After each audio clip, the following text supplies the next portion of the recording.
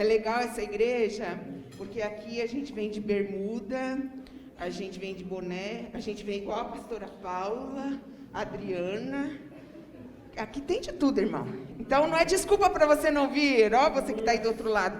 Não precisa vir assim tão elegante quanto a pastora Paula. Você pode vir do jeito que você quiser, porque aqui é a casa do nosso Pai. Eu estou dizendo isso porque uma vez uma amiga minha me perguntou, mas sabe por que eu não quero ser crente? Eu vou te falar a verdade. Eu não vou ser crente porque todo final de semana tem que ir com um salto novo, uma roupa nova. Eu falei, mas gente, de onde que você tirou isso? Acho que eles olharam muito para a pastora Paula, né? Toda vez ela está muito chique, elegante. Mas tem os mais ou menos assim, irmão, igual eu. Pode vir. Vem que tem nós também. Amém? Estou feliz de estar aqui, muito feliz mesmo. Eu sempre digo isso, né? Mas é porque eu sempre fico muito feliz de estar na presença do Senhor. Eu fui dormir muito, eu não dormi na realidade, eu dormi na casa dos meus pais e tinha uma vigília. E os irmãos estavam no fogo, mas no fogo mesmo, que eu fiquei. Eu desço e vou gritar com eles, glória a Deus, aleluia. Ou eu fico tentando dormir. Fiquei tentando dormir e não dormi. Bem feito. Abra sua Bíblia aí. Graça e paz da parte do nosso Deus. Que dia é hoje mesmo? Que dia é hoje? Dia 8. Isso significa que faltam 6 dias para o meu aniversário. Fica a dica. Por quê, irmão? Nessa pandemia, ninguém está lembrando de nada. Quando lembra, já passou. Né? Tem gente esperando presente, vai chegar, irmão. Vai chegar o momento da comemoração. Porque a gente não lembra de nada, deixa passar. Aí eu faço assim, eu fico lembrando as pessoas para não correrem o mesmo risco que eu, né?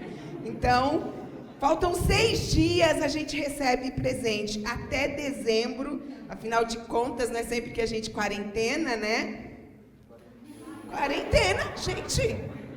Vocês estão querendo me cinquentenar? Calma, eu vou chegar lá, se Deus quiser. Então, eu quero cumprimentar você, dar graça e paz para você também, que está aí do outro lado, para a Ceporlândia, família Pagioli, todas as famílias, para a Cepa Portugal, França, Europa, Espanha, meus irmãos da Espanha, obrigado por estarem conosco, feliz demais, e eu quero que você abra a sua Bíblia aí, porque eu quero convidar você a voltar em um momento da história. E aí, Miki, não quis ir para Geração Futuro hoje? Não, né, Miki? Até se adaptar, as crianças estão tentando se adaptar. O que acontece? Eles ficaram com os pais até agora. Aí, o primeiro lugar que eles estão voltando é a igreja. Aí falam assim para eles, vocês vão ir para a escolinha. Não fala, irmão, que vocês vão para a escolinha. Eles estavam felizes, eles não estavam indo para a escola. Fala que eles vão reencontrar os irmãos para o cultinho no GR. Fala que vai para a escola, é mancada, né? Eu estava tão feliz, sem escola e tal. Apesar de que o João Pedro, a Clara, não vê a hora de voltar à aula. Quem também, a Manu. Manu falou, ai tia, não vejo a hora que chega a escola. Filha da Vanessa, não vejo a hora, tia. Tem umas crianças estudiosas, assim, né? Como eu era. Olhe para mim que eu olho para ele. Não gostava muito, não. Vamos lá, Mateus 28, 19. Jesus foi pego, crucificado. E quando o bicho pegou, a casa caiu, os discípulos de Jesus se dispersaram. E a palavra de Jesus nesse contexto para os discípulos foi, sabe o que vocês vão fazer? Vocês vão ir e fazer discípulos de todas as nações. Não parecia fazer muito sentido para eles, pelo menos não para mim, quando eu olho. Vamos contextualizar? De onde, irmãos, preste atenção, de onde que eu vou tirar forças interior para recompor, para me recompor, ou de onde eles iam tirar para se recompor e se colocar diante de uma tarefa tarefa missionária, não somente local, porque olha o que Jesus diz para eles: vão e façam discípulos de todas as nações. Como que esses que haviam negado Jesus publicamente, pisado na bola, traído, dado uma de que não conhece Jesus, andando por aí, sem dizer sobre Jesus, como que esses iam proclamar uma mensagem que não era qualquer mensagem, era uma mensagem de arrependimento e uma mensagem de perdão? Como é que esses discípulos vão fazer? Não é assim muitas vezes que nos sentimos? Devedores diante de Deus, confusos por causa das nossas pisadas de bola, confusos por causa dos nossos pecados, das nossas limitações. Porque quantas vezes nós não pisamos na bola? Quantas vezes nós não deixamos Jesus falando? Quantas vezes nós não o negamos com as nossas atitudes? E aí a pergunta é: como que Jesus pôde se comunicar de tal modo que a vida desses discípulos fosse transformada ao ponto de abraçar a missão de todo o coração, mente e força?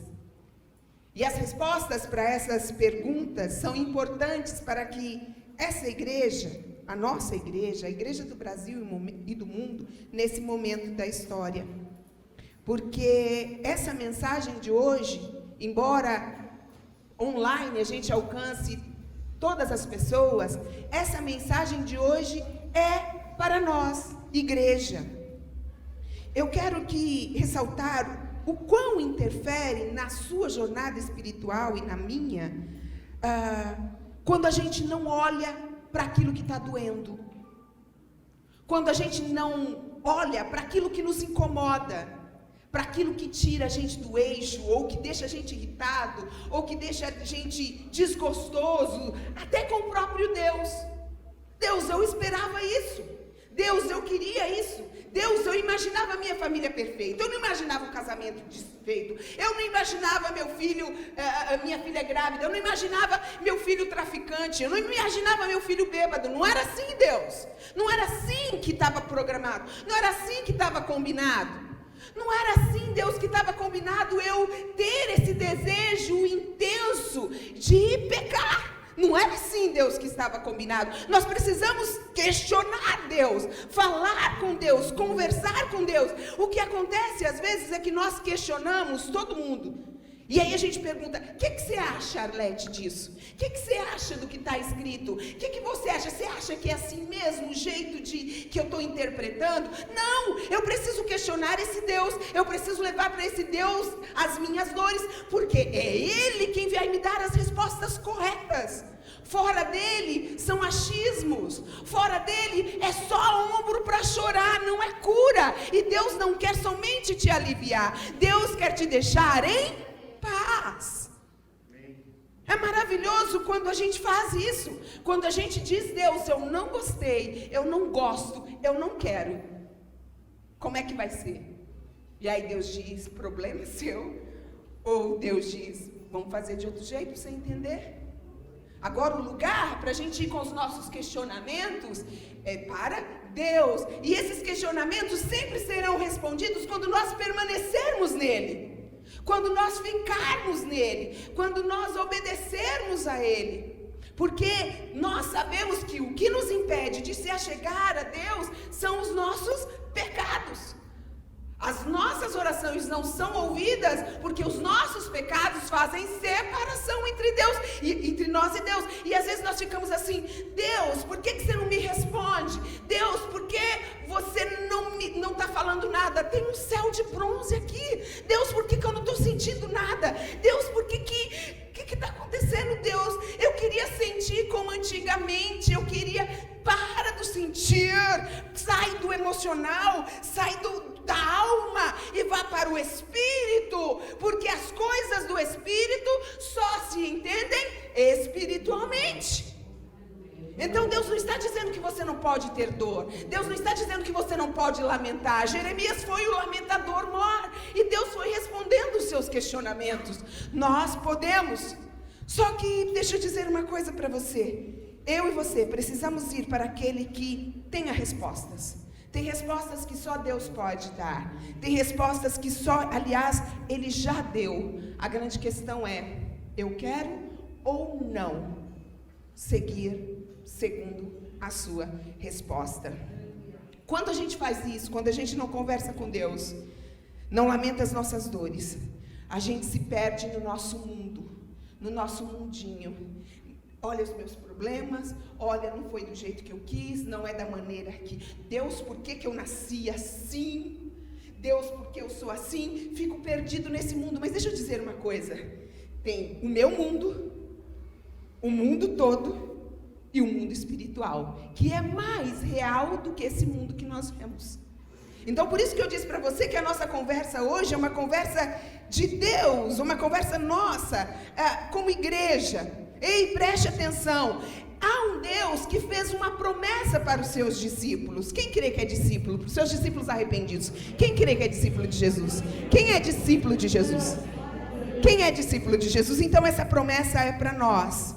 Ele diz, e essas promessas são para os discípulos arrependidos, porque ele volta para esses discípulos, e esses discípulos estão lá trancados, enclausurados, sem sair, e escondidos, porque a casa caiu, porque agora vão persegui-los, porque agora, como que vão acreditar na gente, como que vão, e agora o nosso Jesus morreu, aquele que ia ser o rei, que era o rei, como é que vai ser agora?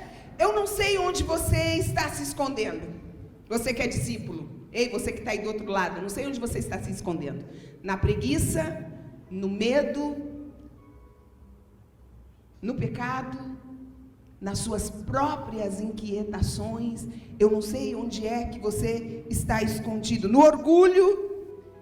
O fato é que, enquanto os discípulos estão escondidos, abra sua Bíblia aí. Ei, Deus convida você para... Ele dá uma ordem para você que está escondido aí, com medo porque pecou, com medo porque... O orgulho, como que eu vou voltar atrás, como que eu vou falar, eu já fiz tanta coisa errada, eu já tentei tantas vezes. Deixa eu dizer para você, pare de se esconder. Se envolva com a comunidade. Se envolva com as nações, com as pessoas, por causa do Evangelho. Deus dá uma ordem, eu gostaria que você abrisse aí em João, capítulo 20, verso 20. Nós vemos uma promessa, e não é qualquer promessa. Se você passar rapidamente por esse texto, você vai lê-la e não vai compreender o poder dessa promessa. Antes de fazer a promessa, achou a Iris para nós, João 20, 20. Lê o 19 primeiro, 19, volta no 19. Chegada, pois, a tarde daquele dia, o primeiro da semana, e cerradas as portas onde os discípulos, com medo dos judeus, se tinham ajuntado, chegou Jesus. E pôs-se no meio e disse-lhes: paz seja conosco. Desde a queda do homem, lá no Jardim do Éden, Deus deseja trazer a paz para os relacionamentos quebrados. Deus e o homem e o homem. A promessa que ele faz aí é shalom, paz. E como aprendemos no estudo bíblico dessa semana, shalom é uma palavra hebraica que tem um significado profundo. Shalom não é simplesmente paz, assim da forma superficial que entendemos. A promessa é paz. Shalom é quando a imagem de Deus é reconhecida. Shalom é quando a imagem de Deus é reconhecida, protegida e cultivada em cada ser humano. Shalom é a vontade de Deus. Shalom é um sistema justo, é uma ética de vida. Shalom, meu irmão, é um modo de viver. Mas o que mais me chamou a atenção, e eu gostaria de lembrar você, para que nós não percamos a esperança, porque Shalom é o já e o ainda não. Shalom aguarda o futuro que o reino de Deus estará presente. Um reino onde não haverá choro, nem pranto, nem ranger de dentes, nem preocupações, nem falta de grana. Shalom também relembra algo. Sabe que o Shalom lembra? Que o reino de Deus já foi inaugurado por Jesus. Por isso que muitos andam em paz. Shalom já foi inaugurado e é a igreja de Deus que trabalha para que os valores do reino sejam implantados hoje. Mateus 12, 28 diz: mas se é pelo Espírito de Deus que eu expulso demônios, então chegou o reino de Deus. Eu vou pedir para eles colocar um slide aí, para a gente fazer uma comparação, para vocês entenderem como muitas vezes nós entendemos paz equivocadamente. Shalom é a paz de Deus. Paz, olha a diferença entre paz, da forma como nós compreendemos, e a paz que é o Shalom, segundo o Rabi Robert. Alguém pode determinar a paz, e o mundo fica esperando por isso, sim ou não? Vai vir a paz, alguém vai estabelecer a paz. Shalom é um acordo mútuo. Não é eu saio ganhando, eu estabeleço a paz, eu saio ganhando, e você mais ou menos. Paz é um pacto temporário. Olha, eu vou dar uma trégua, não vamos ficar em guerra. A guerra parou. Shalom é um acordo permanente. Não é temporário. Alguém pode firmar um tratado de paz.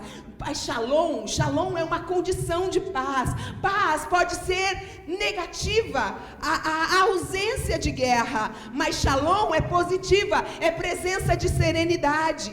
A paz pode ser parcial. Shalom é completa. Não é só para um lado, não é só um lado que ganha paz. Paz pode se exibir. Shalom não. Shalom é real. Aleluias. Vamos de novo para João, capítulo 20, versos 19 e 20. Quando chegou a tarde daquele primeiro dia, a gente já leu, né?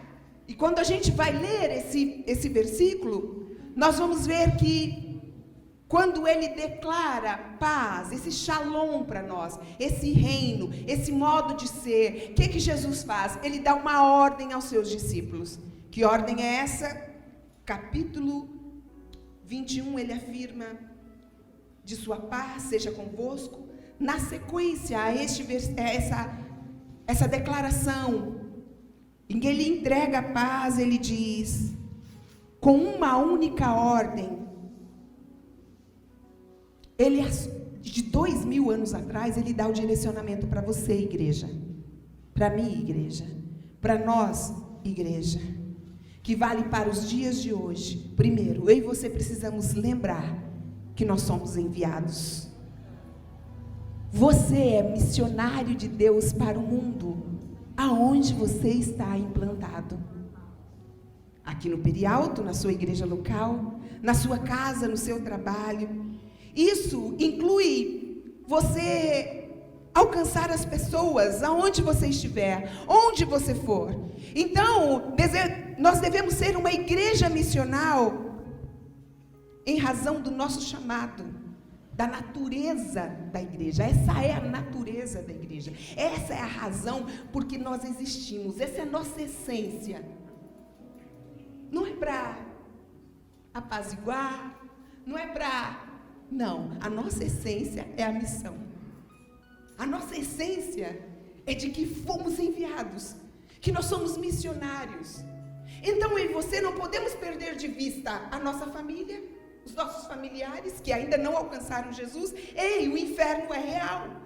Quem não for para o céu, vai para o inferno. Não se pode mais falar em inferno, né?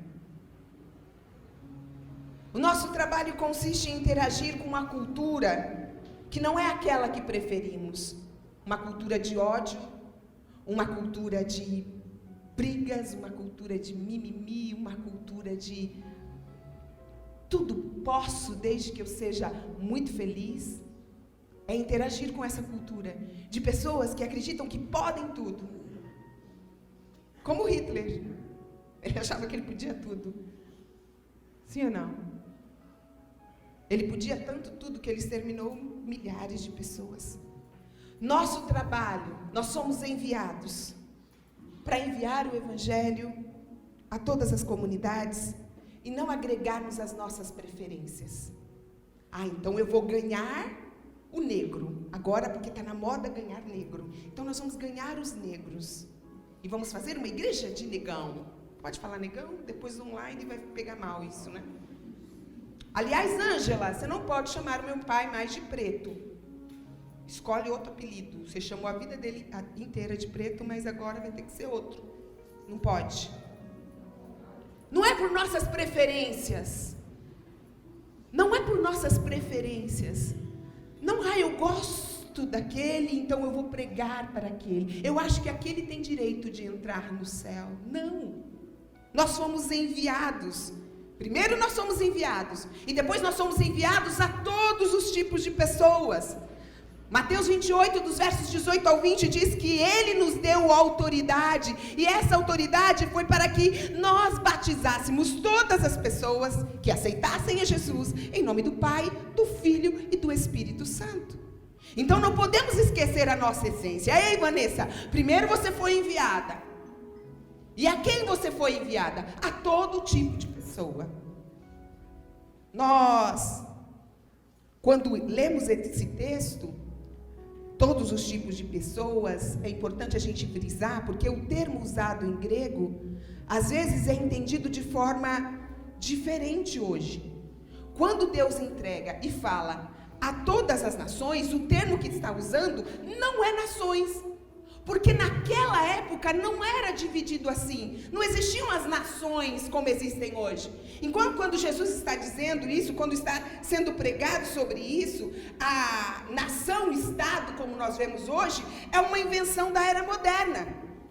No tempo de Jesus, o que havia? Era dividido entre pessoas e impérios.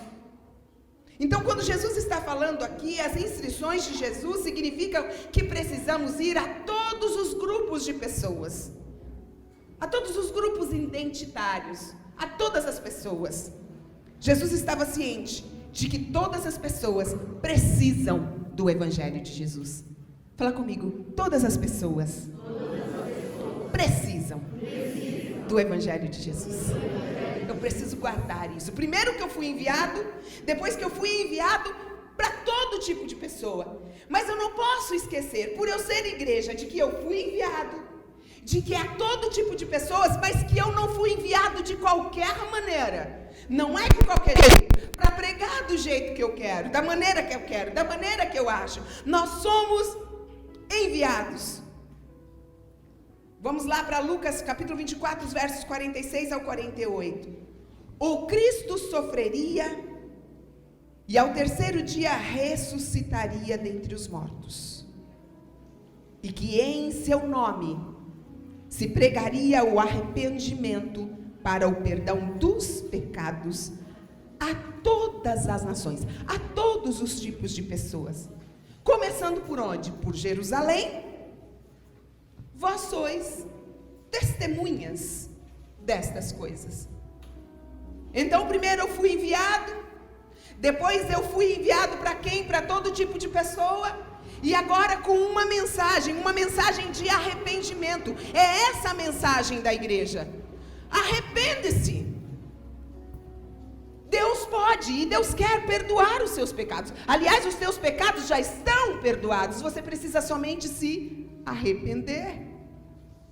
Jesus, ele se direcionou aos seus discípulos, e quando Jesus se direciona com uma mensagem tão poderosa e para todo tipo de gente, ele mostra o propósito da comissão.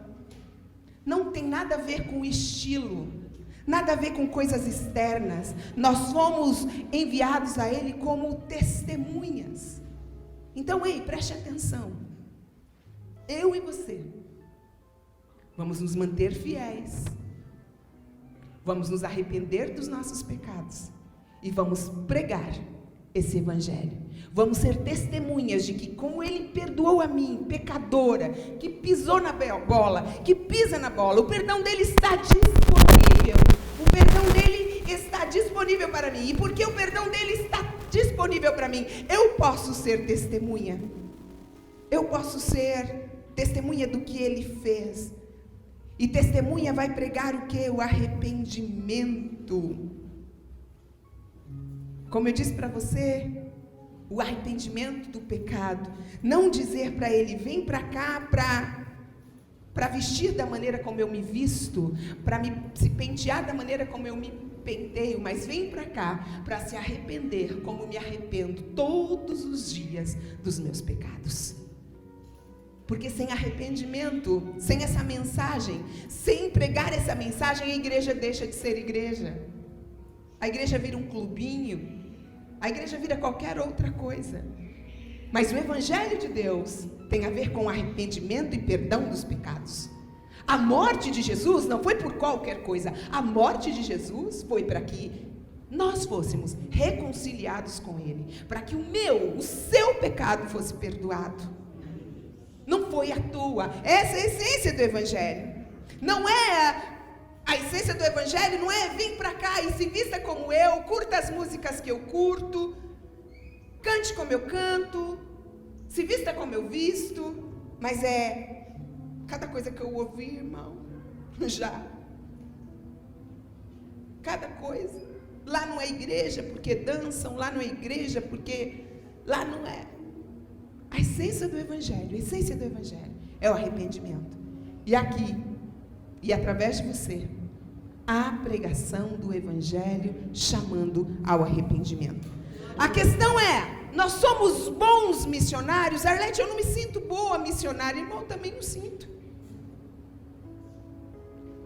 Hoje, quando eu acordei, eu pedi misericórdia a Deus. Eu não vou conseguir lembrar, porque dormindo bem, eu não consigo lembrar dos textos. Imagina dormindo, irmão. Aí que negócio. Deus tem misericórdia. Mas quando eu falo que vou, eu vou. E o pastor Jair mandou uma mensagem, vai pregar. De vez em quando dá uma vontadezinha de falar assim, manda outro, irmão. Passa a vez. Me erra. João Pedro, me erra. Deixa eu no paraíso. A questão é, somos bons missionários? Nós nos perguntamos isso. Quando a gente olha os pregadores da internet, vocês olham os pastores da internet, de repente você pensa assim, bem que meu pastor podia ser assim, né? O cara é muito inteligente, mano. Umas pregações, né? Não sei de onde tira isso, né? Se a gente fosse comparar, irmão, a gente não pega o evangelho, não. Porque sempre vai ter alguém melhor que a gente.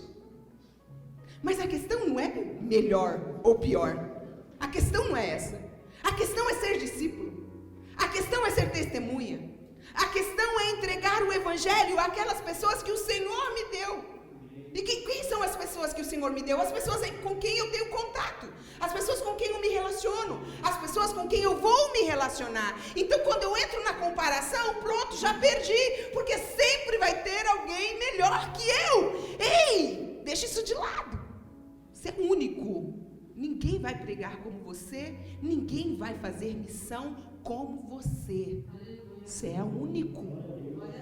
Tem um DNAzinho aí. E olha, o que tem para você fazer, não sou eu que vou fazer não, viu? Não joga carga aqui para mim, não.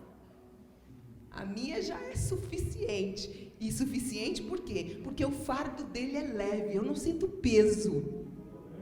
Eu prego com alegria. Eu vou na missão com alegria. Não é peso, é bênção de Deus. Eu fui escolhida por Deus para esse negócio. Ele me chamou, Ele me separou. Eu sou eleita dEle. Você é eleito dEle, você é escolhido. Quantas pessoas, tem um amigo meu, americano, que ele diz assim para mim, eu falando do evangelho, e ele diz para mim, Arlete, você não sabe como eu queria. Arlete, eu sei que eu estou indo para o inferno, mas eu não consigo. Irmão, você tem noção do que é isso? Você saber que você está indo para o abismo, que você está indo para o buraco, e você continua indo, porque você não consegue obedecer à voz de Deus. Você até quer obedecer à voz de Deus, mas você não consegue. Sabe quando acontece isso? Sabe quando acontece isso? Quando Deus larga de mão. Deus larga de mão, larga. Porque aí vira iniquidade. Vira iniquidade, pecado sobre pecado. E aí, cara, não tem como. Porque eu preciso querer ir para esse Deus. Eu preciso desejar esse Deus. Eu preciso obedecer esse Deus. Não tem outro caminho a não ser o caminho do arrependimento e obediência à palavra. Eu queria dizer que podia ser de outra forma, mas não é. Mas eu estava dizendo que a gente tem uma mensagem, sim ou não? Não, primeiro nós somos enviados, depois nós somos enviados para todas as pessoas, para todo tipo de pessoas, e com uma mensagem, a mensagem do arrependimento. E aí eu comecei dizendo para vocês que eu me sinto, às vezes, incompetente nesse negócio. Só que Deus também deixou para nós, Jesus também deixou para nós, algo poderoso. De que eu e você, nós não íamos fazer esse negócio de levar a palavra, de levar a mensagem a todos os homens e ao homem todo, sozinhos. Atos capítulo 1, do verso 6 ao 8 diz: então os que estavam reunidos lhe perguntaram: Senhor, é nesse tempo que você vai restaurar o reino de Israel? E eles lhes respondeu: não lhes compete lhes saber os tempos ou as datas que o Pai estabeleceu pela sua própria autoridade. Só que preste atenção, discípulos. Ei, missionário, discípulo. Mas vocês receberão poder quando o Espírito Santo descer sobre vocês. E vocês serão minhas testemunhas em Jerusalém e em toda a Judeia e a Samaria e até os confins da terra. Olha aqui no livro de Atos, Jesus dando a sua última diretriz clara enquanto ele estava na terra. Ele falou aos discípulos dele: olha, eu vou dar. Os discípulos estão em outra vibe, sabe? Quem já leu Deixados para Trás? Eles estão em outra vibe. Quando que você vai estabelecer o seu reino? Quando que você vai voltar? Quando que vai ser o arrebatamento? Que dia? Que momento? Que hora? Olha a vibe dos discípulos. Estão com Jesus. Em vez de aproveitar Jesus, aproveitar para arrebentar, eles estão preocupados com o futuro. O Senhor vai restabelecer o reino de Israel. 2000 anos depois, meus irmãos evangélicos continuam obcecados por essa mesma pergunta. Não tem problema nenhum com os livros de ficção científica deixados para trás, 1, 2, 3. Mas há 2000 anos, meus irmãos, Deus deu a resposta aqui no verso 7. Nós vimos.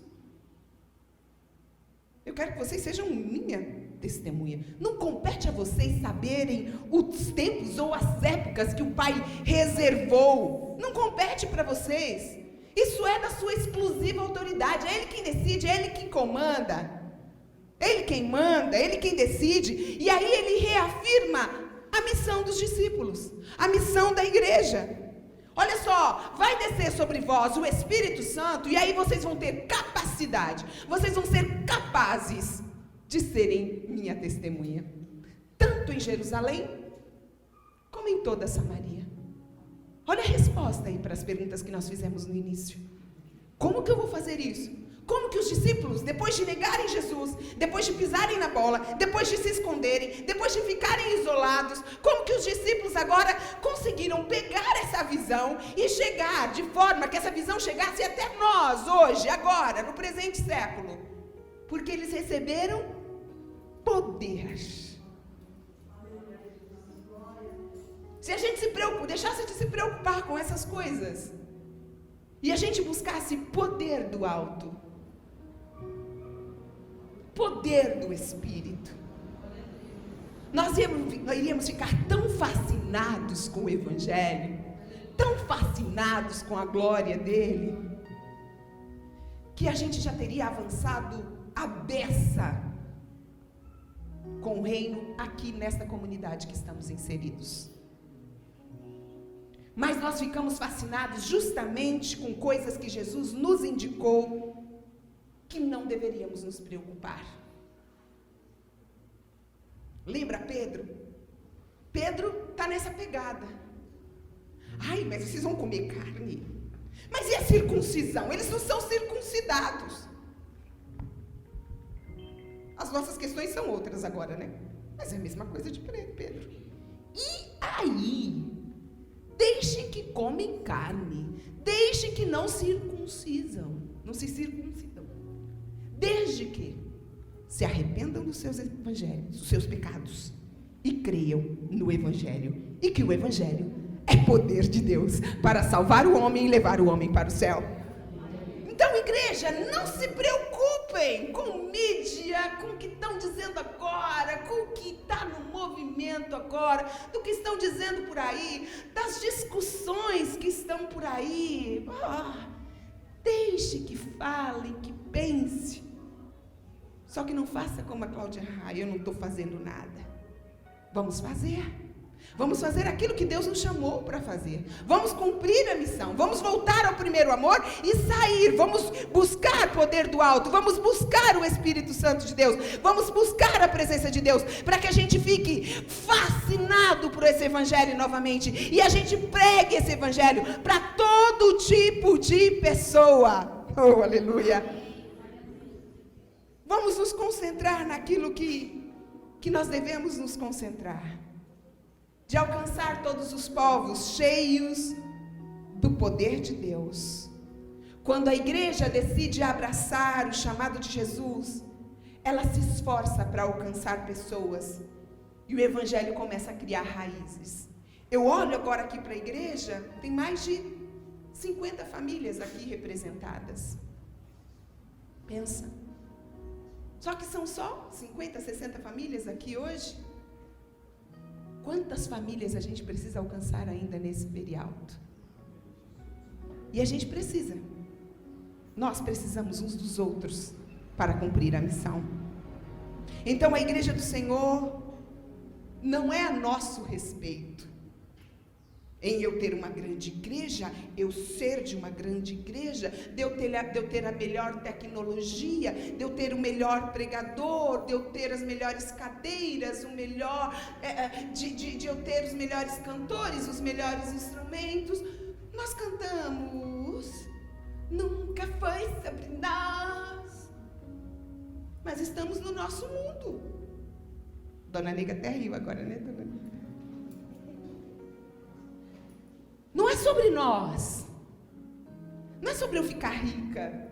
Não é sobre eu conhecer todos os países. Ai, Deus está me abençoando e eu estou conhecendo todos os países. Eu estou viajando, eu estou comprando, eu estou reformando. Isso aí Deus vai fazer mesmo e é bênção. Glória a Deus por isso, é isso. Acontece mesmo. Acontece. Mas não é sobre nós. É tudo sobre Ele. É tudo sobre Ele. É reino. É um reino que transforma tudo à sua volta. Que transforma tudo à sua volta. Então, igreja do Senhor, que assim como, ao que Jesus afirma, assim como o Pai me enviou, também eu vos envio. Vá e façam discípulos de todas as nações. E a gente lia o Nação e ficava pensando no irmão português, no irmão francês, no irmão espanhol. Nações aqui foi a gente que traduziu e colocou dessa forma. É para todas as pessoas, todas as etnias. É para todo mundo. É para o mundo todo. Vão e façam discípulos de todos os tipos diferentes de pessoas com uma mensagem. Que mensagem é Que mensagem que é? Arrependimento e perdão de pecados. Como um povo que recebeu o Espírito Santo, nós somos missionários. E nós somos designados para ser a igreja missionária de Deus. Nós somos pescadores de almas. E a pergunta para mim e para você que nós devemos fazer: estamos sendo bons missionários? Nós precisamos estar dispostos a explorar esse perialto, o local onde Deus nos colocou. A Lúcia não está necessariamente aqui no perialto. Qual que é o seu bairro, Lúcia? Bairro do Limão. Olha quanta gente, cepa limão. Ó, fica até legal. Cepa limão. Olha quanta gente precisa conhecer o Evangelho no Limão. Vai ser através da Arlete? Eu passo no Limão quando? Nós vamos chorar? Chorar por essas vidas? Pregar por essas vidas? Estamos sendo bons missionários? Vamos descobrir juntos, meus irmãos, as maneiras eficazes de alcançar o povo para quem o Senhor nos enviou. Que povo é esse? É o povo de Portugal? Também. Mas primeiro, é o povo aqui, no alto do morro, onde Deus nos colocou. Nesse bairro onde tem tudo para ser uma bênção. E eu gostaria muito, muito, muito, muito que você meditasse nessa semana. E que domingo, quando você vir ao culto, ou para quem não está podendo vir porque é de risco e não tem saído da toca ainda, mande pelas nossas redes sociais, mas para quem está presencialmente, domingo você trouxesse um papelzinho aí, você falasse com Deus, e colocasse junto com a sua oferta. Seu tempo também é oferta. Colocasse junto com a sua oferta aí no gasofilácio algo que Deus te deu de estratégia para alcançar o local onde nós estamos inseridos. E nós vamos falar sobre isso, discutir sobre isso, e principalmente, nós vamos fazer isso juntos. Você que está em casa e quer entrar na missão, já está pronto para entrar na missão, está convidado. Nós temos aula aqui na segunda, na quarta, das 10 ao meio-dia. Você quer ser um missionário aqui? A partir de 15 de novembro, o mês mais lindo do ano, olha só. Vão chegar para nós 12 missionários da Jocum para nos ajudar nessa missão que está acontecendo de segunda e quarta. Não é lindo isso? Vamos vir para o Perialto fazer missão. E aí, é muito importante que a Igreja do Senhor esteja na missão, e ela está em missão. Então, o que significa para a nossa igreja ser um missionário no lugar onde estamos plantados? Nós vamos esperar aí juntos o que Deus vai falar com você durante essa semana, as suas ideias, o que Deus vai te dar de estratégia. E falando nessa paz, essa paz que Deus deu, essa promessa, e muitos, Deus está tentando, o diabo está tentando roubar você hoje, nessa manhã, querendo fazer você dormir de qualquer jeito enquanto eu ministro. Eu não fico nem triste, porque Paulo, que era o cara ministrando, o cara caiu, né? A minha, então. Arlete, Paulo sei quem é, mas Arlete, ô dó. Mas é importante que você ouça a palavra de Deus.